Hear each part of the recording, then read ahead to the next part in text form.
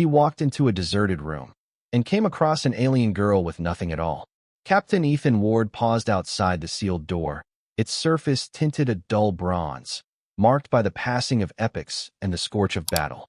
This chamber was deep within the vanquished Zenith Dominion citadel, a fortress of alien architecture, with arches that soared in defiance of gravity and corridors that coiled upon themselves like serpents in the shadows.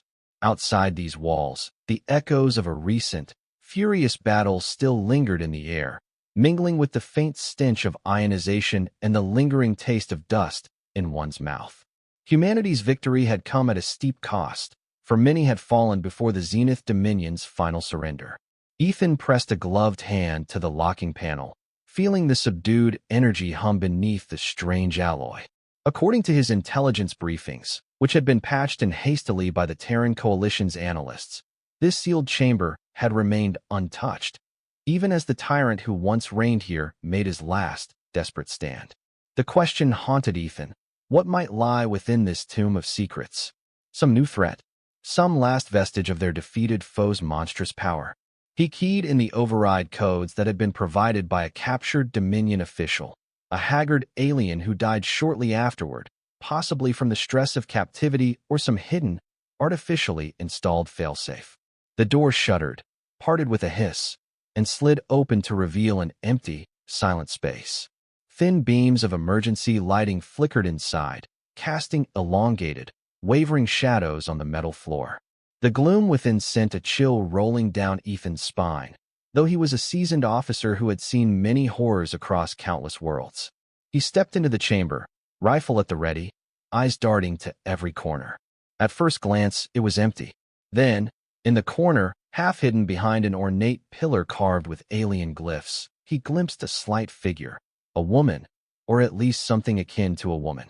Her skin was faintly luminescent, a soft pearlescent sheen unlike anything he had ever witnessed. She wore nothing, save for the faintest shimmer of light. She seemed an apparition of mystery, with large eyes that reflected both curiosity and dread. She did not speak. Perhaps she could not speak. Then, in the hush of that locked room, Ethan called out in an even voice, "I am Captain Ethan Ward of the Terran Coalition. We mean you no harm." His words hung in the still air, and for a moment he wondered if she would scurry back into the darkness. Yet she did not flee. Slowly, cautiously, she rose, revealing a lithe frame and ethereal grace.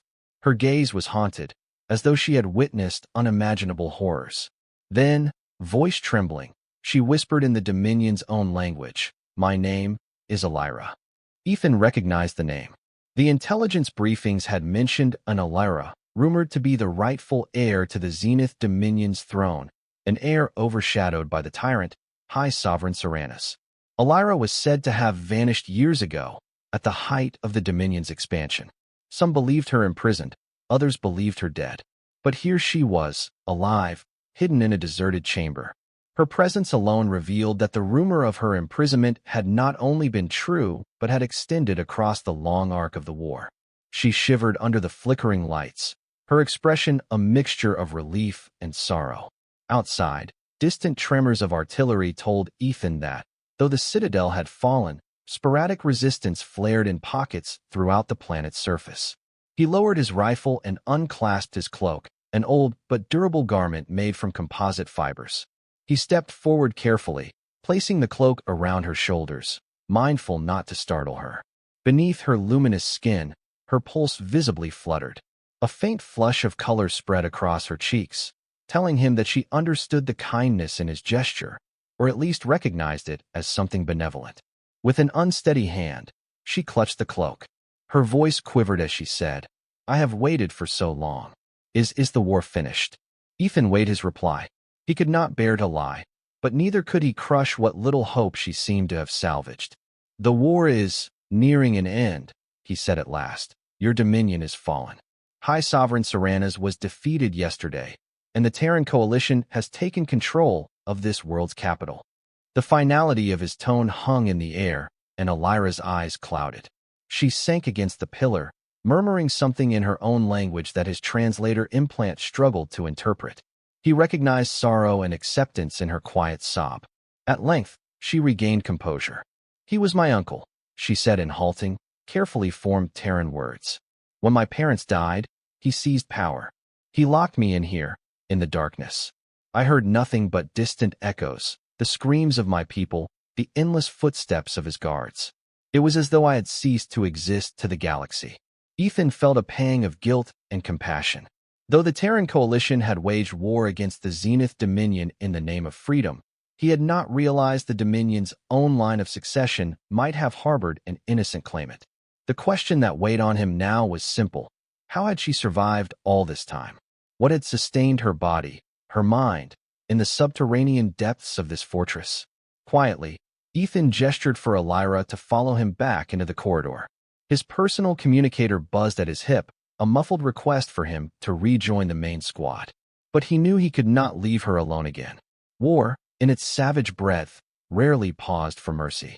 But here, in the hush of this corridor, he saw a single life, fragile but filled with significance, that demanded protection. He resolved to safeguard her, no matter what orders might come next from Coalition Command. They emerged into the Citadel's labyrinthine corridors, halting every few steps to ensure no pockets of Dominion loyalists lay in wait. The architecture, shaped by centuries of alien design, spanned wide, vaulted halls in which the overhead lights fizzled and crackled from the damage inflicted during the assault. Fragments of shattered statues crunched under Ethan's boots, and the pungent aroma of burnt wiring clung to every breath. There was no cheering throng to hail their victory here, only the subdued hush of aftermath. Ahead, a squad of Terran Marines came into view, each wearing the sleek black body armor of the Coalition. Their weapons were slung across their shoulders, and they advanced with disciplined caution. At the sight of Alyra, they exchanged questioning glances. Some recognized her from the intelligence briefings that hypothesized about an imprisoned heir. Others merely saw a young alien woman who had presumably suffered at the hands of the Dominion. Their curiosity did not overshadow their respect for Ethan's rank. With a crisp salute, their sergeant addressed him. "Captain, is that?" Ethan nodded. "This is Alyra. She's coming with us. Spread the word to keep her safe, and do not let her out of your sight." His voice brooked no dissent, and the Marines nodded in acknowledgement. Though their expressions were guarded, Ethan sensed the pity and awe that blossomed in their hearts. This was the scion of an empire that had once challenged humanity's own dominion across the stars. She was a living relic of a painful past, and possibly a key to shaping whatever future might now unfold. They guided Alyra to a small medical alcove, one of many that the Coalition forces had set up in the conquered citadel for emergency triage. The smell of disinfectant and the hum of scanning instruments greeted them.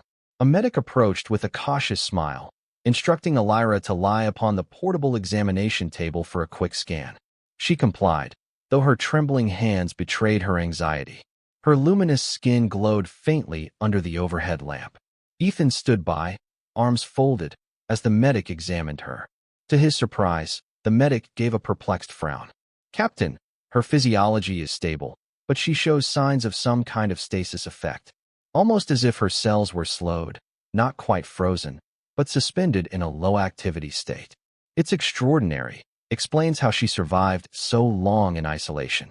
There's minimal muscle atrophy, minimal signs of malnutrition.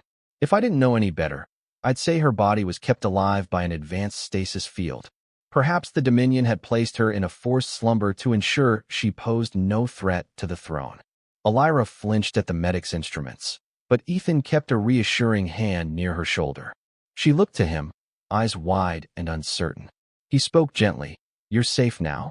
We'll make sure of it." Then, in a softer tone, he added, "I promise." She seemed to take solace in his words, or at least in his calm presence. Once the examination was complete, Ethan escorted her down a corridor leading to the Coalition's makeshift command center. There, among a sea of consoles, Colonel Ressa Delacourt, a sharp-eyed officer with steel-gray hair, directed the final steps of the occupation. Orders to secure perimeter defenses, root out lingering resistance, and begin re-establishing power grids flowed through her station. When she spotted Ethan, she arched a brow in silent question. Her gaze then fell upon Alyra. Ethan explained the situation quickly, how he had found her locked in a sealed chamber, how she claimed to be Alyra, the rightful heir, and how their medic scan had revealed evidence of forced stasis. Colonel Delacourt listened, her expression flickering from doubt to cautious acceptance. At last, she motioned for Alyra to speak for herself. Alyra lifted her chin, though her voice trembled. Serranas was my uncle. I had no desire to take the throne, but he feared I might. My parents had taught me compassion, had told me we must find a way to coexist with other species. The Zenith Dominion had become an empire of conquest, and I believed we were losing the noble heritage of our ancestors. My uncle, in his thirst for power, locked me away. Now, she lowered her eyes. Now I am all that remains of our lineage. Colonel Delacourt exhaled slowly. We will have to verify these claims, of course, but your presence changes things. If you truly stand as the heir, you might hold some sway over what remains of the Dominion's leadership, those who are still loyal to the throne, or at least to its heritage. The Terran Coalition won't lightly hand you back the Empire, if that is what you desire. Ethan watched Alyra's face. She bowed her head, strands of silvery hair falling across her cheeks. I don't seek a throne, she said in earnest. I only want peace for my people and yours. At that, a pensive stillness settled in the command center. Captain Ward could sense the subtle shift in how Colonel Delacourt regarded Alyra. In war, one learns quickly to read a person's sincerity, and though they had once been mortal enemies of the Dominion, the sincerity in Alyra's eyes was hard to dismiss. After a pause, the colonel nodded curtly. We'll keep her under protection, Captain. You'll oversee her safety until High Command decides the next step. See that she remains guarded at all times, and keep an eye out for any Dominion loyalists who might want to use her or harm her. Understood, Ethan said, giving a brisk salute. He felt more at ease now that Alyra had an official status. Yet a tiny seed of worry took root in his mind. If she was truly the rightful heir, she might draw the attention of those who opposed the Dominion, as well as those within it who would seize upon her appearance to inspire a rebellion. War had taught him that sometimes the end of one conflict only birthed the seeds of another.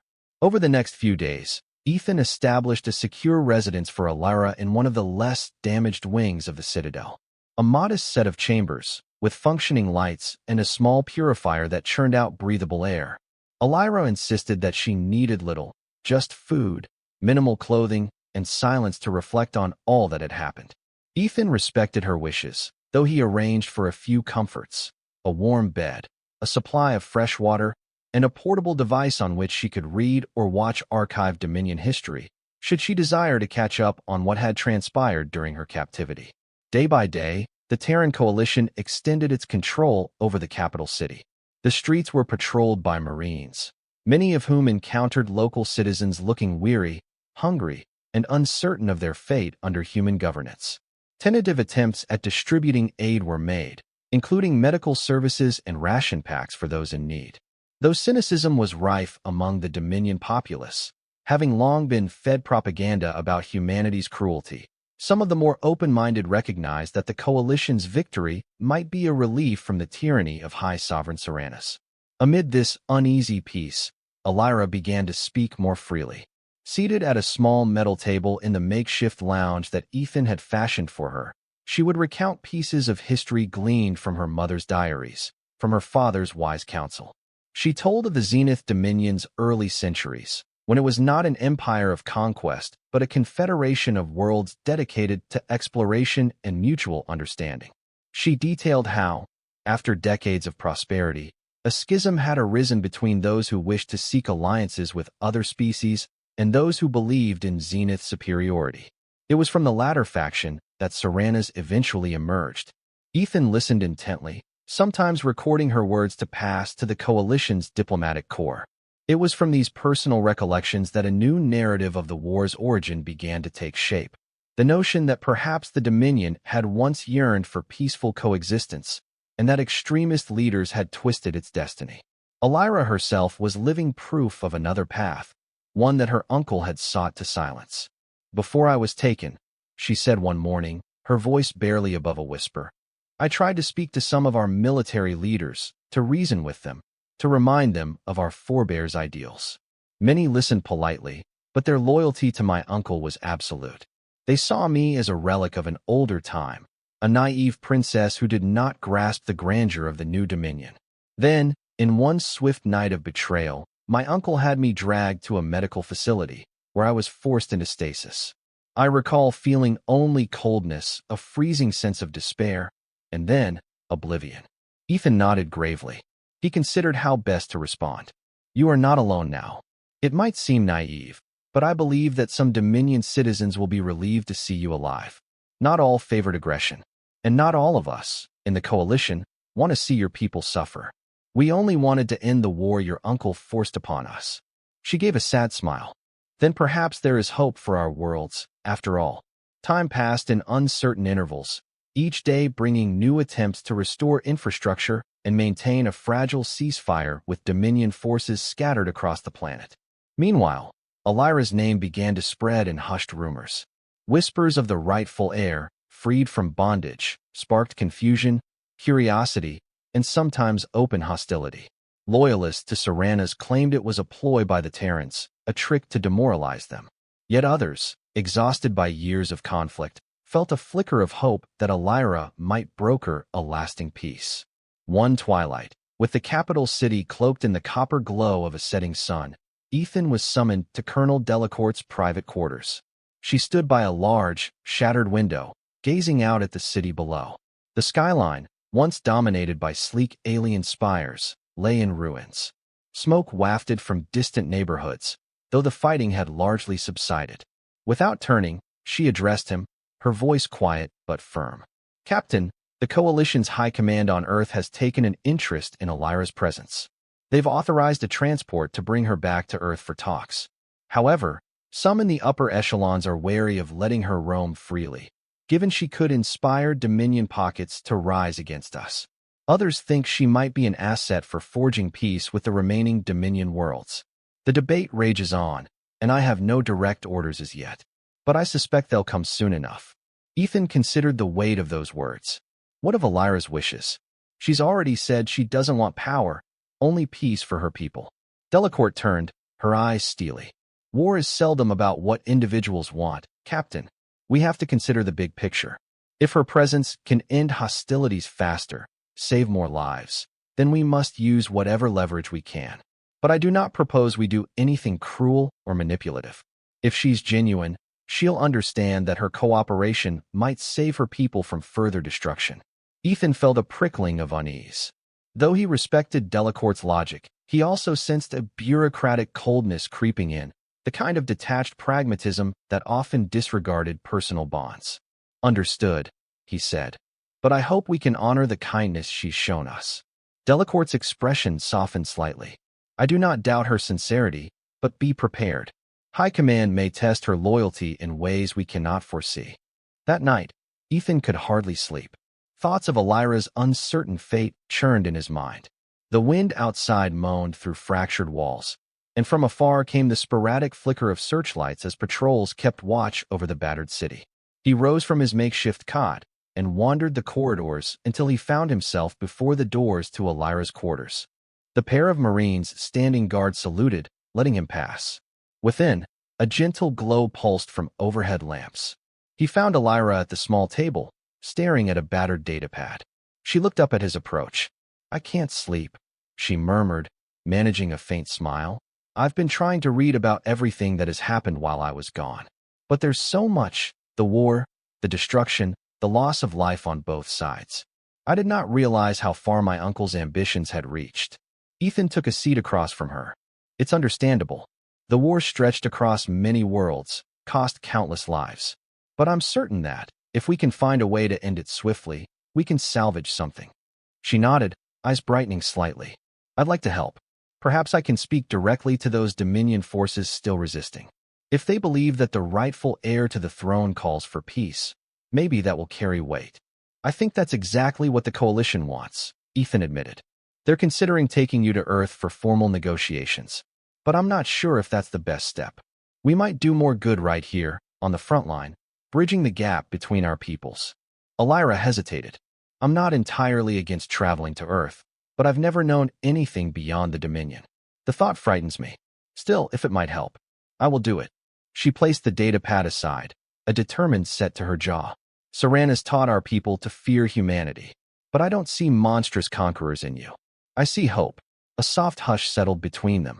In that moment, Ethan felt a pang of something deeper than duty stirring within him. A nascent trust, perhaps, or the first bloom of admiration for a woman who had suffered so long, yet still clung to her convictions. But the ghosts of war hovered at the edge of thought, reminding him that few happy endings were guaranteed.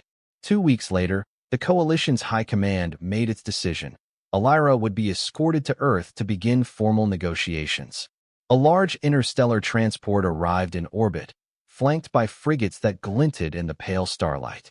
On the surface, Colonel Delacourt's forces had begun the slow process of policing the city, ensuring no last-minute ambushes or sabotage attempts.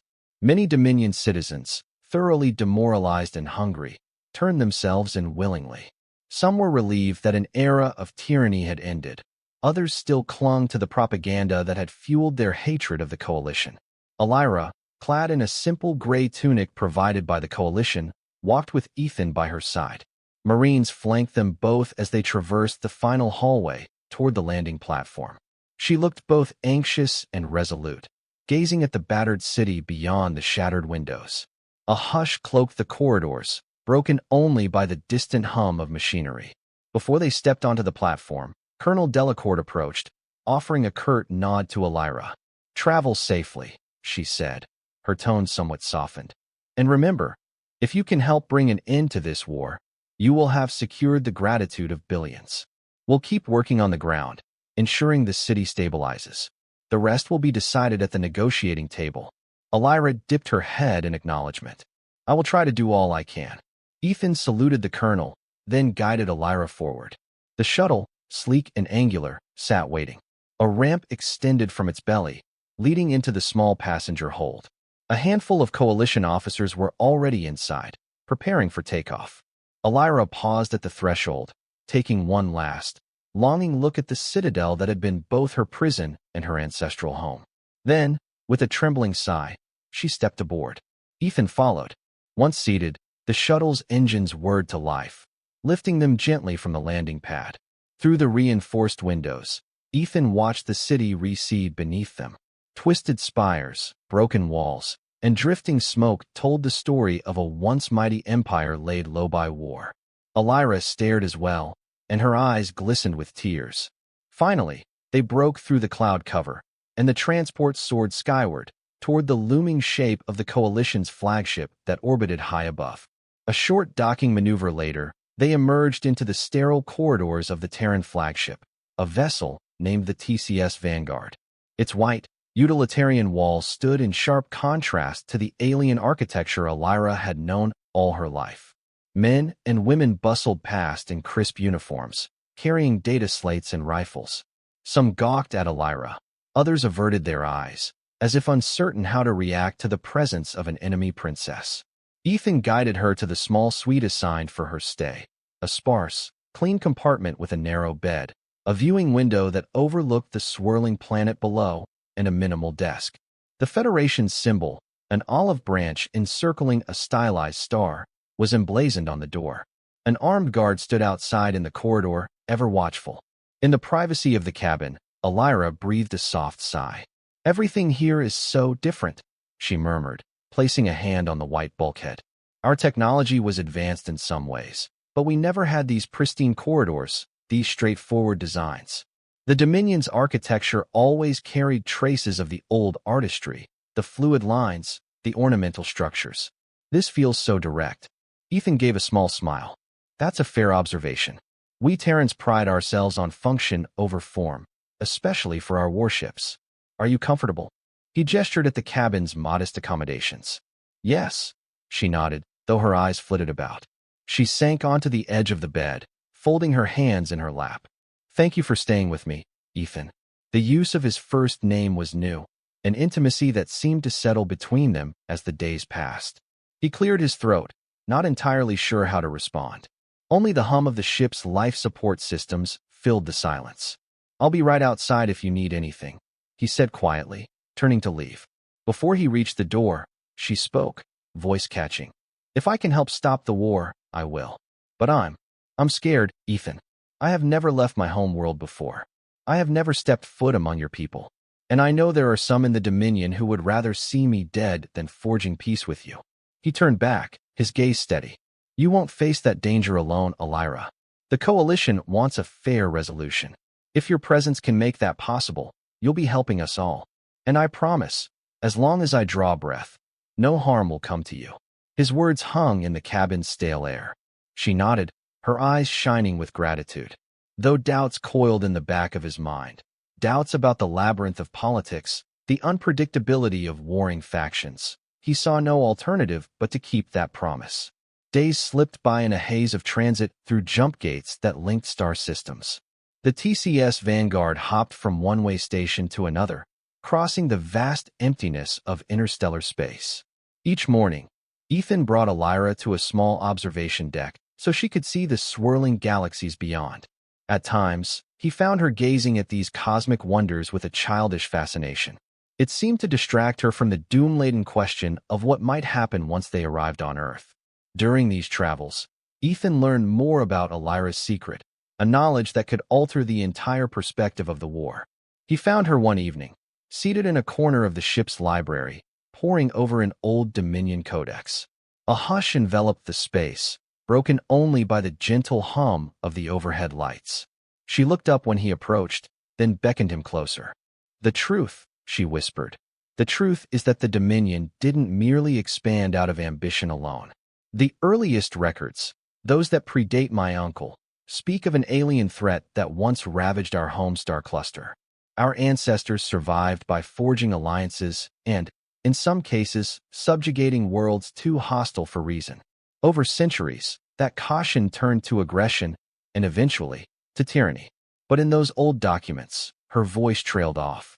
Ethan leaned in, heart pounding with curiosity. "Go on," he urged gently. She inhaled. "It suggests that the Dominion was preparing for a far greater threat, something that lurks in the outer fringes of our galaxy, beyond the known gates. We were building an empire not merely to conquer, but to have enough strength to repel an ancient enemy that once nearly destroyed us. My uncle, in his lust for power, likely leveraged this fear to expand further, turning it into a justification for war. But at the root, there may be a kernel of truth." Ethan's eyes narrowed. "An ancient threat? A civilization beyond the rim?" Alyra nodded. "Our ancestors called them the Ravagers of the Void, or in our language, something akin to the Eaters of Worlds. I suspect it may be a dramatized legend, but I cannot dismiss it outright. If my uncle believed they would eventually come again, it might have influenced his desire to subdue as many worlds as possible, forging a giant bulwark." A chill traveled down Ethan's spine. The Coalition had never encountered anything that matched that description. Could it be a myth, or something real? He thought of the Frontier Scouts' rumor of silent star systems, the husks of once thriving planets. The official stance was always that such worlds had died of natural cosmic events or ancient wars. But now he wondered if there was more to the story. "This is bigger than you or me," he said at last, voice hushed. "If there's a chance that your Dominion was bracing for a real threat, then the Coalition needs to know. And we need to decide together what to do about it." She pressed her lips together, then gave a resolved nod. "Yes. Which is why I'll speak of this only to those who can help unify our peoples. We cannot stand divided if something truly monstrous lurks in the distant void." At last, the TCS Vanguard arrived at Earth. Through the thick windows of the observation deck, Alyra saw a blue marble swirled with white clouds, a cradle of humanity. She found it breathtaking in its way, so unlike the towering, pale structures of her own home world. Even from orbit, she could sense the vibrancy of life below. She stood silently, absorbing the spectacle. Ethan stood at her side, recalling his own many homecomings over the years. There had been times, after months or even years on alien frontiers, that the sight of Earth had nearly brought him to tears. It was, for him and for many in the Coalition, the emblem of all they fought to protect. Now, he saw it through Alyra's alien eyes, an object of wonder. Shuttles and escort ships darted around them, coordinating the final approach. Orders came through the comms. They would land on a secure Coalition base near the city of Arcadia, an international hub for post-war negotiations. Alyra's presence was expected to spark both curiosity and anxiety. Arrangements had been made for discreet landing and immediate transport to a neutral facility for the preliminary talks. Within the hour, Ethan escorted Alyra off the Vanguard and onto the waiting shuttle. She clutched his arm, stealing glances at the bright sun overhead, at the swirling clouds that parted as they began descent. The vessel glided smoothly through Earth's atmosphere, the thick clouds yielding to reveal vast oceans and rolling continents. Closer still, she glimpsed green forests, winding rivers, and bright city lights that sprawled across the land. They landed at an airstrip ringed by armed guards. The base was stark, built of steel and concrete, but behind it rose an expanse of tall trees that swayed in a soft breeze. Alyra stepped out, the wind tossing her silvery hair. She took in a long breath, her cheeks flushed with the unfamiliar scent of Earth's air, richer in oxygen, different from the crisp dryness of her home. High-ranking officers waited, dressed in formal attire. A line of them greeted Ethan with respectful nods, though their gazes lingered on Alyra. Some wore expressions of curiosity, some guarded suspicion. She returned their polite bows, carefully mimicking the gestures Ethan had taught her on the flight. Then they escorted her, under heavy protection, into the facility, a labyrinth of corridors leading to a large briefing chamber. The walls were lined with flags of various Earth nations, and at one end of the chamber a massive star map displayed the coordinates of human-controlled space alongside what once had been Dominion territory. Ethan stood at the back, arms crossed, while a small group of diplomats greeted Alyra. The session began slowly, with translations to ensure full comprehension. Alyra was asked about her lineage, her position within the Dominion, and her reasons for seeking peace. She spoke calmly, though her voice faltered on occasion, her emotions betraying the trauma of confinement. At one point, a gruff older diplomat asked pointedly, "How do we know this isn't a ruse, some cunning ploy to catch us off guard?" Alyra's luminous skin seemed to pale. But she steadied herself and answered, "I have been a prisoner in my own home for nearly a decade. There is no advantage to lying about my imprisonment. The war has cost your people and mine untold sorrows. If we continue down this path, the Dominion and the Coalition alike will bleed further. I stand here, freely offering cooperation, because I believe both sides have had enough of death." The sincerity in her tone could not be easily dismissed. Some of the dignitaries and officers seemed moved, others remained impassive. But a silent understanding was born in that chamber, that perhaps, just perhaps, she was genuine. Over the following days, a swirl of diplomatic activity ensued. Negotiations branched in multiple directions, often behind closed doors. Alyra was permitted to speak to Dominion enclaves scattered across their former empire through holo broadcast. She pleaded for calm, urging them to surrender hostilities, to focus on rebuilding what remained of their worlds. The effect of her words rippled outward, carried on subspace transmissions that soared past light years in a heartbeat. While some Dominion strongholds reacted with anger, citing her as a puppet of the Coalition, others lowered their arms and began contacting local Coalition forces to discuss ceasefires. Amid this fragile shift, Ethan remained at Alyra's side, officially tasked with her security detail but also finding himself increasingly drawn to her presence. The two spent quiet evenings in the secure garden courtyard adjacent to her living quarters. There, beneath the watchful gaze of distant cameras and guards, they walked among tyrant flowers that glowed in the lamplight. She admired their bright colors, so different from the plants of her home. In that enclosed serenity, she confessed her fears. "I know not what will become of me after all this. The Dominion is broken. My rightful place is uncertain. Some might want to crown me, others might call me a traitor for allying with you.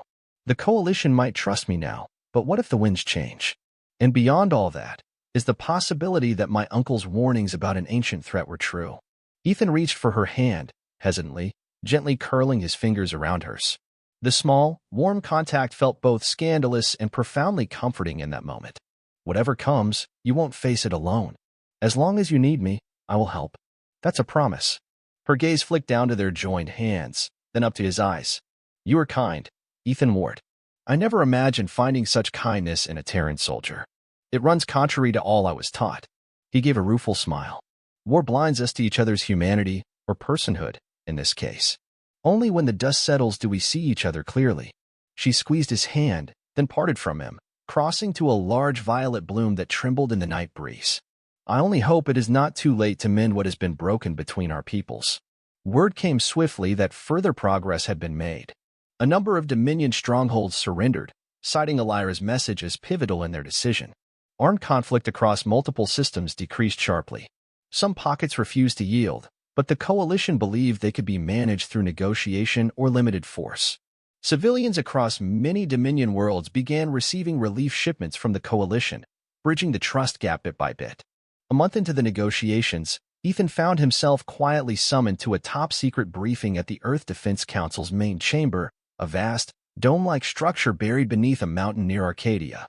He arrived to find Colonel Delacourt, along with a cadre of generals and intelligence officers. Alyra was not present, though her name was on everyone's lips.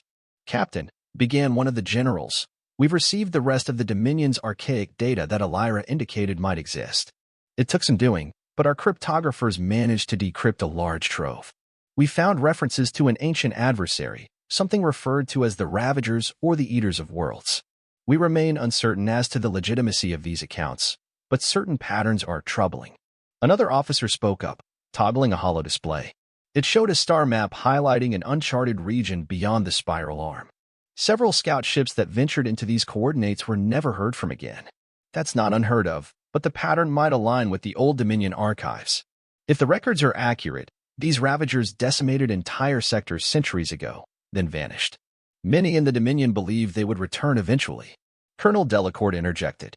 "We have no conclusive evidence yet, but High Command is taking this possibility seriously. We can't let fear paralyze us, though. Our first priority remains ensuring a stable peace with the Dominion. But we also can't ignore the possibility that we may face a threat far larger than our two nations combined." Ethan absorbed this with a sense of quiet dread.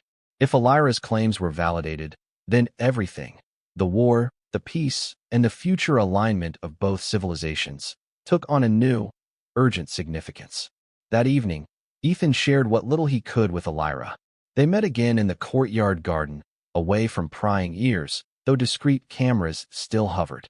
He told her that the Coalition had decrypted Dominion data about the Ravagers, though he could not divulge specifics.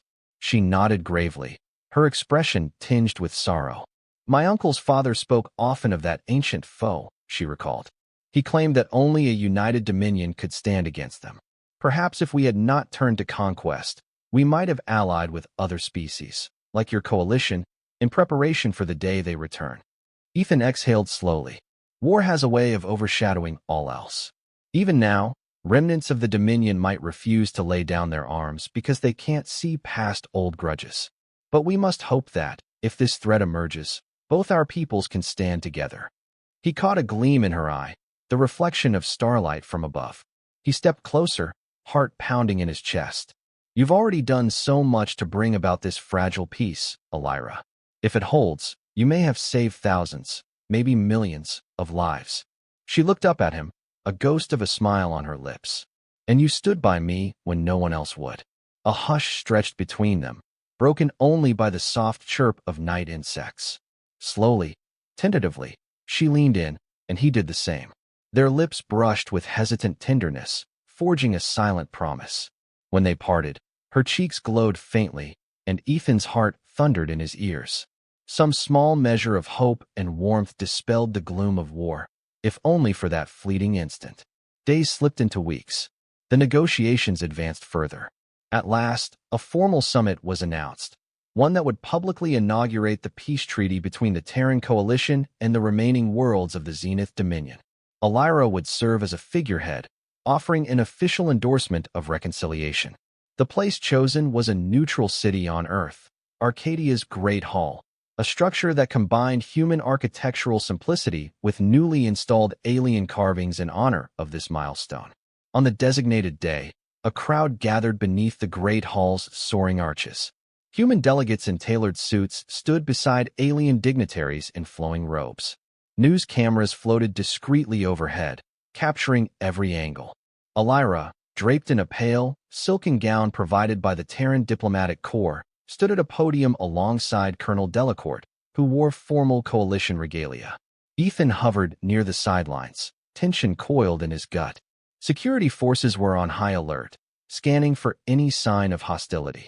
A hush fell as Alyra began to speak. She recounted her family's legacy, her imprisonment, the war that had sundered countless lives. She did not shy away from condemning the Dominion's aggression, nor did she gloss over the tragedies inflicted on both sides.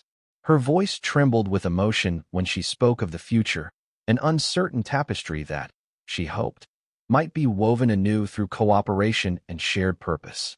She ended with an appeal for unity, not just for the sake of halting conflict, but to ensure that, if ever a threat of cataclysmic proportions emerged from the darkest corners of the galaxy, both their peoples would stand as one. When her words concluded, the chamber erupted in cautious applause. Some wept quietly, struck by the enormity of the moment. Others stood in stern approval, acknowledging that war, for all its brutality, had perhaps forged a new alliance that might never have existed otherwise. Representatives from Dominion worlds stepped forward to formally sign a peace accord, etched in multiple scripts. Cameras flashed, capturing the moment for broadcast across Earth and into the Dominion's recovering networks. Ethan exhaled, feeling a surge of relief and pride. If the event concluded smoothly, it might mark the genuine end of the war. Alyra caught his eye from across the dais, offering a soft smile that lit a spark in his chest. He nodded, discreetly returning her smile. Perhaps, at long last, the violence that had consumed so many lives would be replaced by something hopeful. Yet, as the applause died down, a shadow fell across the dais. A Dominion envoy, gaunt and grim-faced, stepped forward with a trembling scowl. His voice, though quiet, carried a razor's edge. "This is a mockery," he spat, "a betrayal of everything the Dominion stood for. You would kneel before our greatest enemy, an enemy who will ensure our subjugation forever." A tension gripped the chamber. Security officers began to step in, but the envoy raised a hand. A weapon glimmered in his grasp, aimed squarely at Alyra. She froze, shock etched across her face. Time seemed to slow. Ethan sprang forward with a shout, barreling through the crowd. The envoy's eyes burned with fanatic rage as he squeezed the trigger. There was a blinding flash. A bolt of energy lanced the air. Ethan crashed into Alyra, knocking her aside. The searing pain ripped through him. He felt the burn in his shoulder, felt his flesh scream as the projectile scorched bone. He collapsed onto the dais floor. Alyra sprawled beside him, tears in her eyes. Her voice trembled. "Ethan." The envoy tried to fire again, but the Terran security detail tackled him from behind. Shouts and confusion filled the hall. Diplomats ducked under tables, alarm klaxons blaring. Marines swarmed the dais, ensuring no other attackers lurked. Medics rushed forward, pressing gauze to Ethan's wound, staunching the flow of blood. He winced, struggling to stay conscious. Alyra bent over him, tears tracing luminous paths down her cheeks. She clutched his hand, trying to steady his trembling. Through the haze of pain, he managed a weak smile. "Didn't. I promise you," he gasped. "No harm would come to you." She shook her head, voice catching in her throat. "You kept your word. Just hold on, please." In the days that followed, the Great Hall incident became a galvanizing event.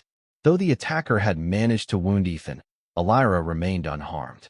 That single, selfless act from a Terran soldier, saving the rightful heir of the Dominion, spoke louder than any treaty. Dominion citizens saw that the coalition was not bent on their destruction. Many once fence-sitters now embraced the peace effort, realizing that hatred had no place in a future threatened by the unknown terrors that might lurk beyond their star systems. Ethan lay in a hospital bed in the coalition's top medical center. His shoulder had undergone advanced reconstructive surgery. He drifted in and out of medication-induced sleep. On the third day, as sunlight filtered through a large window, he awoke to find Alyra seated by his side, her fingers intertwined with his, her gaze heavy with concern.